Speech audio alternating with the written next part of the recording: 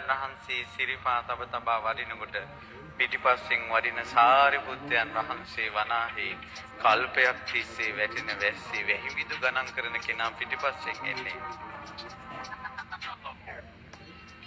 උන්වහන්සේ ප්‍රඥාව නැමැති පර්වතයේ මුදුනට නැංග ශ්‍රාවකයා පිටිපස්සෙන් එන්නේ.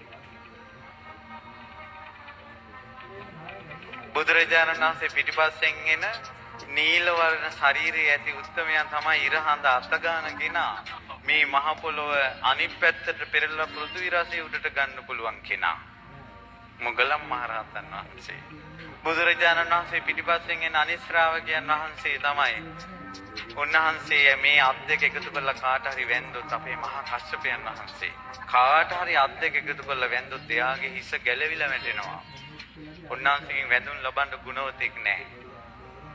එහෙව් මහා කස්සපයන් වහන්සේ බිම වැටිලා සිරිපා ඉඹ වඳිද්දී එහි අකම්පිත ශාස්ත්‍රඥ වහන්සේ බුදුරජාණන් වහන්සේ ඒ වැඳුම් ලබන උත්තමයා පිටිපස්සෙන් ඉන්නේ දූත ගුණෙන් කෙලෙස් දවපු උත්තමයා මහා කස්සප මහ රහතන් වහන්සේ විරාගී භවෙන් මිහි මණ්ඩල සොලෝක උත්තමයා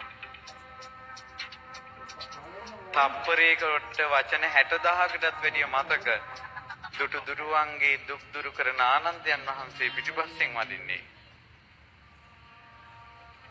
වරදින් නැගී ඉඳලා මේ වලාකුළෙන් මිදුන සඳක් වඩිනවා වගේ ඉවසීම ගුණ තේජෝ බලෙන් ඉවසීමෙන් තේජෝ බලෙන් අගතැන්පත්ව වරදින් මිදෙන්න පුළුවන් කියලා දෙස් දෙන සෙම්පතියා වඩිනවා අඟුලිමාලයන් වහන්සේ.